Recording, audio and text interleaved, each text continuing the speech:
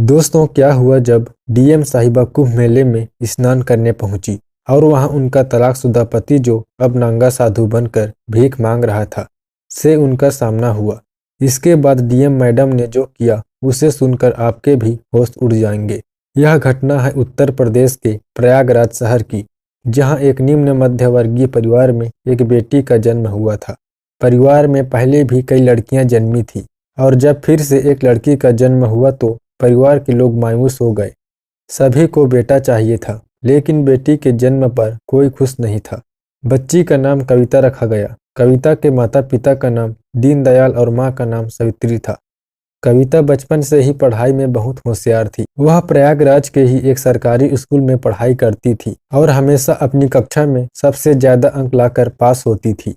उसके स्कूल के शिक्षक अक्सर उसके माता पिता से कहा करते थे कि उनकी बेटी बहुत होशियार है और इसका भविष्य उज्जवल है। वे उन्हें सलाह देते थे कि कविता को आगे पढ़ाएं ताकि वह एक अच्छी नौकरी कर सके, लेकिन उसके पिता हमेशा कहते थे कि यह तो एक लड़की है, इसे क्या आगे पढ़ाना, यह पढ़ लिख कर क्या करेगी, इसे तो ससुराल जाकर चूल्हा चौका ही संभालना पड़ेगा, इसीलिए इसे पढ़ाने की कोई ज़रूरत नहीं है। पर इसके माँ सवित्री अपने पति से लड़ाई झगड़ा कर करके कविता को हमेशा पढ़ाती आई थी। धीरे धीरे समय बीत रहा था और अब कविता 10वीं कक्षा में पढ़ाई कर रही थी। उसकी उम्र लगभग 16 साल थी। तभी समाज के कुछ लोग कविता के लिए रिश्ता लेकर उसके माता पिता और दादा दादी के पास आए। यह सुनकर कविता बहुत दुखी हो गई, क्योंकि उसकी उम्र अभी सिर्फ 16 साल थी। लेकिन उसके पिता दीनदयाल बहुत खुश थे, क्योंकि लड़के वाले एक अमीर खानदान से थे। वे चाहते थे कि जल्दी से जल्दी कविता की शादी करके इस जिम्मेदारी से मुक्त हो जाए। कविता के दादा दादी भी इस रिश्ते के लिए तैयार हो गए, लेकिन उसकी माँ सवित्री अब भी उदास थी। सब ने बिना कविता की रजामंदी पूछे और उसकी पसंद नापसंद जाने बिना ही इस रिश्ते के लिए हाँ कर दी। लड़के की उम्र करीब 19 साल की थी, जबकि कविता की सिर्फ 16 साल। जब कविता को पता चला कि उसकी शादी के लिए रिश्ता तय कर दिया गया है और कुछ दिनों में ही उसकी शादी होने वाली है, तो वह बहुत दुखी हो गई। उसने अपनी माँ से कहा, माँ, मुझे आगे पढ़ाई करनी है, मुझे अभी 11वीं और 12वीं की परीक्षा भी देनी है, मैं आगे पढ़ना चाहती हूँ, मुझे शादी नहीं करनी है। लेकिन उसकी माँ सवित्री भी क्या कर सकती थी, वह भी अपने सास ससुर और पति के आगे मजबूर थी। एक दिन उन्होंने अपने पति दीनदयाल से कहा, अभी कविता शादी नहीं करना चाहती है, उसे पढ़ाई करने दीजिए, इसकी शादी हम बाद में करवा देंगे। यह सुनकर दीनदयाल बहुत गुस्से में आ गए। उन्होंने सवित्री को खूब मारा और प्रताड़ित किया, कहते हुए, तू ही इस लड़की को बिगाड़ रही है, बड़ी होकर यह किसी लड़के के साथ भागकर शादी कर लेगी और मेरा नाम समाज में डुबा देगी। इससे अच्छा है कि मैं अभी इसकी शादी करके इस समस्या से छुटकारा पा लूं। यह सब सुनकर कविता बहुत दुखी हो गई। अपनी माँ को मार खाते हुए देखकर वह भी पिघल गई और शादी के लिए हाँ कर दी। इसके बाद उसकी 10वीं की परीक्षा हुई, जिसमें वह अच्छे नंबरों से पास हुई। लेकिन अब उसकी शादी की तारीख पास आ गई और उसे यह बाल विवाह करना पड़ा जो वह नहीं चाहती थी। शादी के अगले दिन कविता ने अपने पति से बात करने की कोशिश की, लेकिन उसका पति ना तो उसकी ओर देखता था और ना ही उसके करीब आता था। शादी के बाद भी दोनों के बीच दूरियां बनी रही। कविता अपने सास ससुर और घर के अन्य लोगों की सेवा करती थी।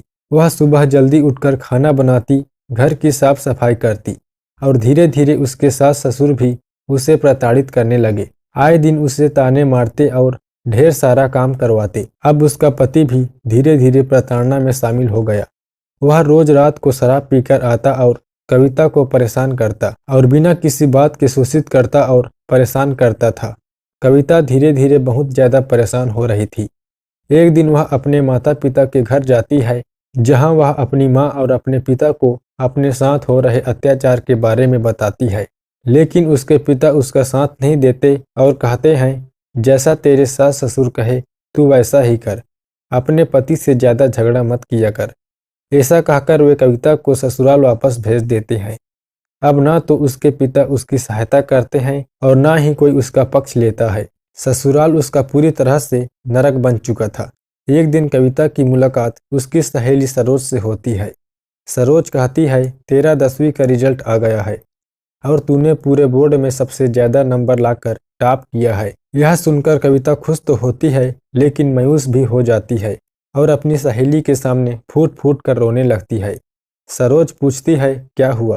तूने पूरे जिले और प्रदेश में टॉप किया है, फिर तू रो क्यों रही है? तो कविता अपनी आप बीती बताती है और कहती है, मुझे तो आगे पढ़ाई करनी है और एक बड़ा अधिकारी बनना है, लेकिन मेरे ससुराल वाले मुझे बहुत प्रताड़ित करते हैं, मुझसे खूब काम करवाते हैं और मेरा पति मुझे रोज रात को मारता है, खूब मेरी पिटाई करता है। यह सुनकर सरोज भी रोने लग जाती है और कहती है, तू कब तक इस नरक में रहेगी?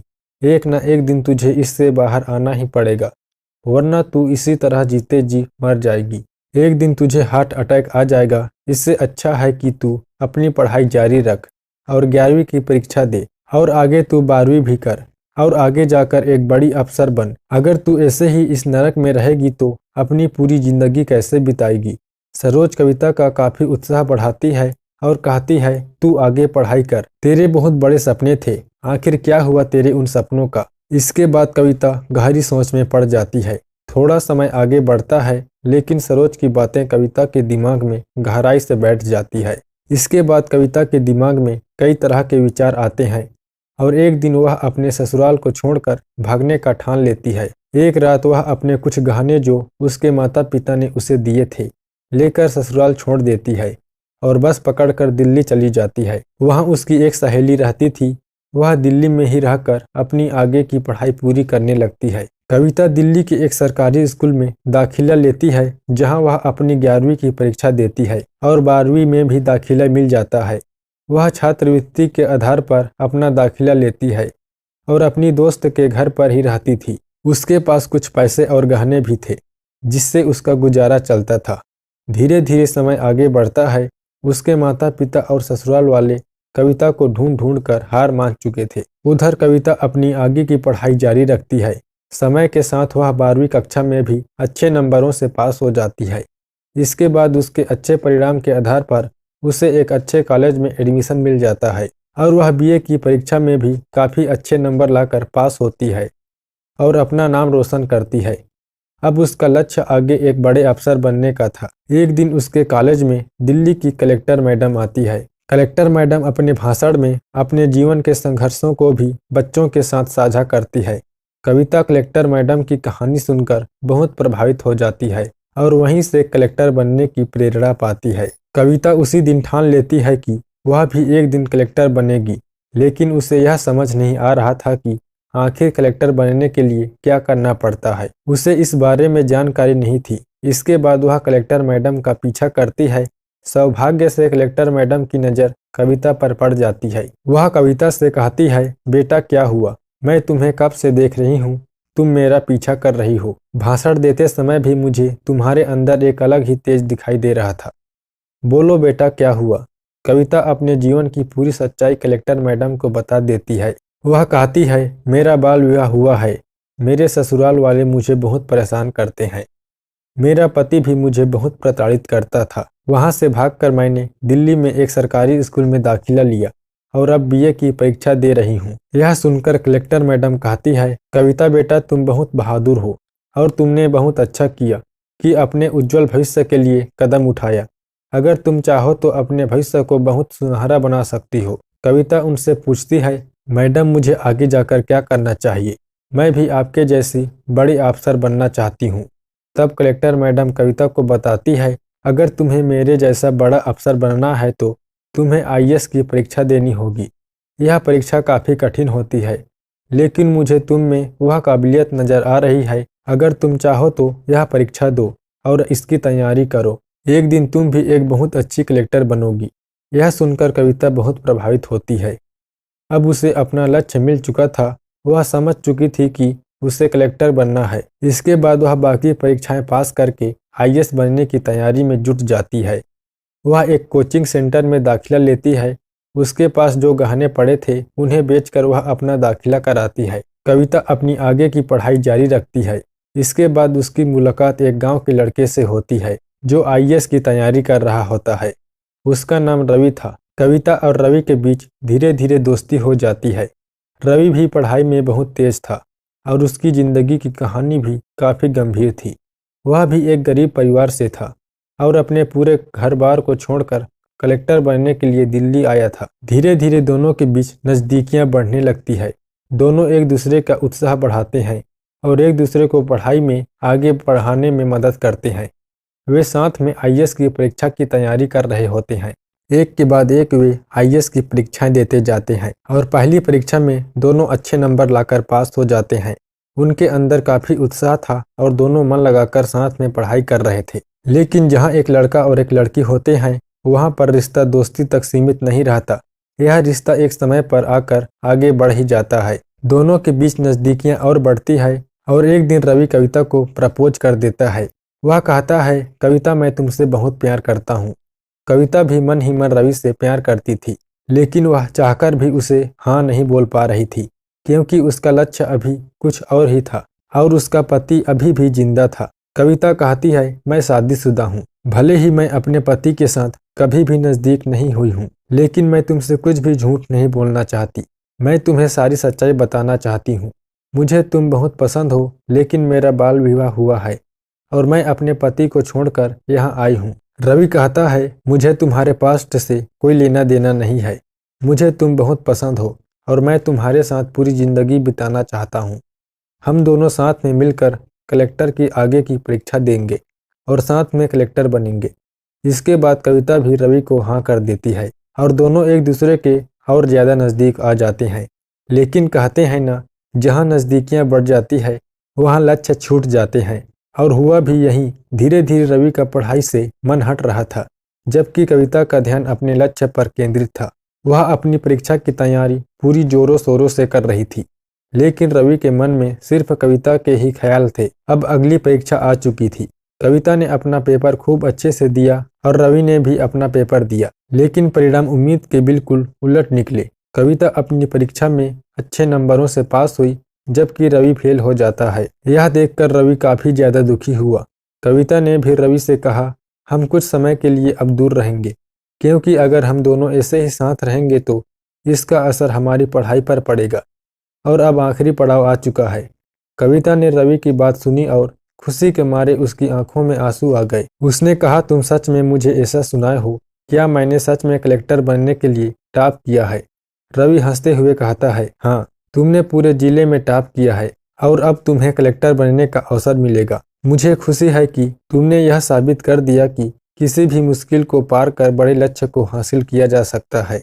कविता की आंखों में आंसू थे, लेकिन वह अपने आंसुओं को छिपा नहीं पाई। उसने कहा, यह सब तुमसे मिले समर्थन, प्रेरणा और मेहनत के कारण हो सका। बिना तुम्हारी मदद के मैं यह रास्ता नहीं तय कर सकती थी। रवि और कविता दोनों एक दूसरे को देखकर मुस्कुराए। कविता के लिए यह सफलता सिर्फ एक व्यक्तिगत उपलब्धि नहीं थी, बल्कि यह हर उस कठिनाई, संघर्ष और दर्द का प्रतीक थी जिसे उसने अपने जीवन में सहा था। कविता का जीवन अब एक नई शुरुआत की ओर बढ़ रहा था और रवि भी उसकी सफलता को देखकर गर्व महसूस कर रहा था। अब दोनों जानते थे कि सफलता सिर्फ शिक्षा और कठिन मेहनत से नहीं, बल्कि अपने सपनों के लिए लगातार लड़ने और हार न मानने से मिलती है। अगले कुछ दिनों में कविता का इंटरव्यू हुआ, जिसमें उसने शानदार प्रदर्शन किया और अपनी पूरी तैयारी को साबित किया। परिणाम आया और कविता ने कलेक्टर बनने का सपना पूरा किया। रवि ने उसकी कड़ी मेहनत को देखा और कहा, तुमने सिर्फ अपने लिए नहीं, बल्कि उन सभी महिलाओं के लिए भी एक मिसाल पेश की है जो समाज में दबाव और चुनौतियों का सामना करती है। तुमने हमें सिखाया कि किसी भी स्थिति में अपने सपनों से समझौता नहीं करना चाहिए। कविता ने कहा, यह मेरी केवल व्यक्तिगत सफलता नहीं है, यह उन सभी लोगों की सफलता है जिन्होंने मेरे सपने में विश्वास किया और मुझे हर कदम पर समर्थन दिया। अब कविता कलेक्टर बन चुकी थी, लेकिन उसका सफर यहीं खत्म नहीं हुआ था। उसने और रवि ने कसम खाई थी कि वे दोनों एक दूसरे का साथ नहीं छोड़ेंगे और अपनी मंजिल तक एक साथ आगे बढ़ेंगे। कविता ने रवि को गले लगाकर बहुत रोते हुए पूछा, तुम्हारे रिजल्ट का क्या हुआ? रवि ने मुस्कुराते हुए कहा, मैं तो तीसरे अटेम्प्ट में ही फेल हो गया था और चौथे अटेम्प्ट में भी फेल हो चुका हूँ। यह सुनकर कविता का दिल भर आया। उसने मायूस होकर कहा, मुझे माफ कर दो। लेकिन रवि ने हौसला देते हुए कहा, कोई बात नहीं, तुम तो कलेक्टर बन गई हो ना, मैं उसमें ही खुश हूँ। दोनों ने एक दूसरे को फिर से गले लगाया। इसके बाद कविता ने रवि से कहा, मैं डीएम के पद पर नियुक्त होने से पहले तुमसे शादी करना चाहती हूँ। लेकिन उससे पहले मुझे कानूनी तौर पर अपने पति से तलाक लेना पड़ेगा। कविता ने अपने पति को तलाक का नोटिस भी जारी किया था, लेकिन उधर से कोई जवाब नहीं आया। धीरे धीरे समय बीतता गया और रवि और कविता दोनों साथ रहने लगे। वे अब भी शादी नहीं कर पा रहे थे, क्योंकि कविता का अपने पहले पति से तलाक नहीं हो रहा था। इतने में कविता की पहली पोस्टिंग उत्तर प्रदेश के लखनऊ शहर में हो गई, जहां उसे अपना कार्यभार संभालना था। सबसे पहले कविता अपनी माँ से मिलने घर गई। उसने घर जाकर अपनी माँ को ढूंढा, जो किचन से बाहर आई। अपनी बेटी को सामने देखकर माँ खुशी से झूम उठी। उन्होंने कविता को गले लगाया और कहा, बेटी तू कहाँ गई थी? इतने साल हम सब बहुत परेशान थे। कविता ने अपनी माँ को बताया, माँ मैं दिल्ली में थी, वहाँ मैंने खूब मेहनत की और आज मैं कलेक्टर बन गई हूँ। यह सुनकर उसकी माँ की आंखों में आंसू आ गए और उन्होंने अपने पति को बुलाया। कविता के पिता अपनी बेटी को देखकर खूब रोने लगे और कहते हैं, बेटा मुझे माफ कर दे। इस समाज में बेटियों के साथ इतने गलत होता है, जिसके चलते मैंने तेरी नाबालिग अवस्था में ही शादी करवा दी थी। तेरे ससुराल वालों ने तुझे बहुत प्रताड़ित किया था, फिर भी मैंने तेरी एक नहीं सुनी थी। आज मुझे इसका खूब एहसास हो रहा है। कविता के पिता रो रो कर उससे माफी मांगने लगे। कविता ने अपने दोनों माता पिता को गले लगाते हुए कहा, अब सब ठीक है, आप मेरे साथ चलिए, हम अब एक अच्छे घर में साथ रहेंगे। इसके साथ ही कविता के माता पिता भी उसके साथ रहने लग गए। धीरे धीरे समय बीतता गया। एक दिन प्रयागराज में महाकुंभ मेले का आयोजन हो रहा था। माँ ने उससे कहा, बेटा अगर तुम्हें अपने काम से थोड़ी सी फुर्सत मिल जाए तो हम प्रयागराज कुंभ मेले में चलें। कविता ने अपनी नौकरी से 2 दिनों की छुट्टी लेकर अपने माता पिता के साथ प्रयागराज जाने का फैसला किया। यह महाकुंभ सदी का सबसे बड़ा आयोजन था। वहाँ कुंभ मेले की रौनक अपने चरम पर थी। साधुओं और चमत्कारिक संतों की भीड़ से मेले का माहौल अद्भुत हो गया था। डीएम मैडम कविता अपनी माँ और पिता के साथ इस पवित्र महाकुंभ मेले घूम रही थी। वह गंगा नदी के घाट पर पहुंची, जहां स्नान हो रहा था। तभी अचानक एक नंगा साधु वहां आता है और कविता के पैर पकड़ने लग जाता है। कविता ने चौंके हुए साधु से पूछा, आप मेरे पैर क्यों पकड़ रहे हो? साधु महात्मा ने अपने मुंह से राख हटाई और यह देखकर कविता स्तब्ध रह गई। वह साधु कोई और नहीं बल्कि उसका पहला पति था। कविता ने कहा, आप साधु के रूप में कैसे? साधु यानी कविता के पति ने कहा, जब तक तुम मेरे साथ थी मैंने कदर नहीं की। मैं तुम्हें रोज पीटता था, लेकिन जब तुम मुझे छोड़कर चली गई तो मेरे माता पिता मुझे बहुत मारा। धीरे धीरे मैं बहुत दुखी हो गया। मैंने तुम्हें खूब ढूंढने की कोशिश की, लेकिन तुम नहीं मिली। मैंने एक अच्छी औरत को खो दिया था और बहुत ज्यादा दुखी हो गया था। कुछ सालों तक मैं इधर उधर पागलों की तरह घूमता रहा। इसके बाद मैंने निश्चय किया कि मैं अब संन्यास ले लूंगा और तब मैंने साधु बनने का फैसला किया। यह सुनकर कविता और उसके माता पिता के होश उड़ गए। वह साधु रोते हुए बोला, मैंने तुम्हें खूब मारा था, खूब प्रताड़ित किया था। मुझे माफ कर दो, मुझे माफ कर दो। कविता ने अपने पहले पति से कहा, अगर आप मुझे नहीं मारते, नहीं प्रताड़ित करते तो आज मैं कलेक्टर नहीं बन पाती।